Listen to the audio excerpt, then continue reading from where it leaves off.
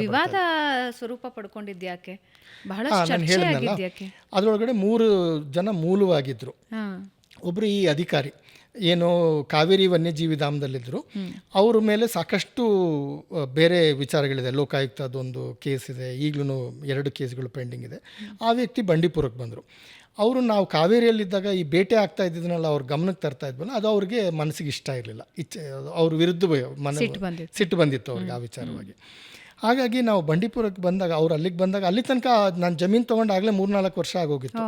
ಅದು ವಿವಾದನೇ ಇರಲಿಲ್ಲ ಅವಾಗ ಅಲ್ಲಿ, ಅದು ಯಾರಿಗೂ ಅದು ವಿವಾದ ಅನಿಸಿರಲಿಲ್ಲ. ಆ ಅಧಿಕಾರಿ ಅಲ್ಲಿಗೆ ಬಂದಾಗ ಇನ್ನೊಬ್ಬರು ಈ ಪರಿಸರವಾದಿ ಅಂತ ಹೇಳ್ಕೊಂಡು ಓಡಾಡ್ತಾರಲ್ಲ, ಅವರು ಸಹ ಅವರೊಟ್ಟಿಗೆ ಕೈ ಜೋಡಿಸಿದ್ರು. ಮತ್ತು ಆ ಜಾಗದಲ್ಲಿ ನಾನು ಜಮೀನು ತೊಗೊಂಡಾಗ ಅಲ್ಲ, ಸ್ಥಳೀಯ ಒಬ್ಬರು ಅರಣ್ಯಾಧಿಕಾರಿ ಈ ಗುಬ್ಬಿಯವ್ರು ಇಲ್ಲಿದ್ರೆ ಒಳ್ಳೇದಲ್ಲ ಅಂತ ಹೇಳಿದ್ರಂತೆ. ನನ್ನ ಜಮೀನು ಮುಂದೆ ಆವಾಗ ಮರ ಕಡ್ಕೊಂಡು ಹೋಗೋರು, ಟ್ರ್ಯಾಕ್ಟರ್ ಗಟ್ಟಲೆ ಮರ ಹೋಗ್ತಾಯಿತ್ತು. ನಾನು ಅದನ್ನೆಲ್ಲ ದಾಖಲೆ ಮಾಡಿ ಇಟ್ಕೊಂಡೆ. ನಮ್ಮ ಮನೆ ಸುತ್ತಮುತ್ತ ಬೇಟೆ ಆಗ್ತಾಯಿತ್ತು. ಅದನ್ನೆಲ್ಲ ನಾನು ಅಧಿಕಾರಿಗಳ ಗಮನಕ್ಕೆ, ಸ್ಥಳೀಯ ಅಧಿಕಾರಿಗಳ ಗಮನಕ್ಕೆ ತರ್ತಾಯಿದ್ದೆ. ಇದು ಅವ್ರಿಗೆ ಇಷ್ಟ ಆಗಿರಲಿಲ್ಲ. ಹಾಗಾಗಿ ಒಬ್ಬ ಸ್ಥಳೀಯ ಅಧಿಕಾರಿ ಹೇಳಿದ್ರಂತೆ, ಗುಬ್ಬಿಯವ್ರು ಇಲ್ಲಿರೋದು ಒಳ್ಳೆಯ ವಿಚಾರ ಅಲ್ಲ, ಸರಿಯಾದ ವಿಚಾರ ಅಲ್ಲ ಅಂಥೇಳಿ ಈ ಪರಿಸರವಾದಿ ಅಂತ ಹೇಳ್ಕೊಂಡು ಓಡಾಡೋರಿಗೆ ಕರ್ಕೊಂಬಂದರು ಈ ವಿವಾದ ಮಾಡಲಿಕ್ಕೆ. ಇವರು ಕಾನೂನು ವಿರುದ್ಧ ಮನೆ ಕಟ್ತಾ ಇದ್ದಾರೆ ಅಂತ. ಯಾವ ಕಾನೂನು ವಿರುದ್ಧ ಅಂತ ಇವತ್ತಿನ ತನಕ ಹೇಳಲಿಕ್ಕಾಗಿಲ್ಲ, ಆದರೆ ಯಾವ ಕಾನೂನು ಅಂತ.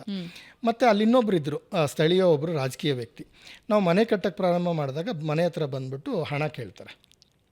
ಇದು ನನ್ನೊಬ್ಬಂದ ಅಲ್ಲ, ಎಷ್ಟೊಂದು ಜನದ ವಿಚಾರಗಳು. ಅಲ್ಲಿ ಆಚೆಯಿಂದ ಜಮೀನು ತೊಗೊಂಡು ಹೋಗೋರು ಹತ್ರ ನೀವು ಹಣ ಕೊಟ್ಟಿಲ್ಲ ಅಂತ ಹೇಳಿದ್ರೆ ಅದು ಇದು ಗಲಾಟೆ ಮಾಡ್ತಾರೆ ಜನಗಳು, ಮಾಡೇ ಮಾಡ್ತಾರೆ ಆ ಕೆಲವು ರಾಜಕೀಯ ವ್ಯಕ್ತಿಗಳು.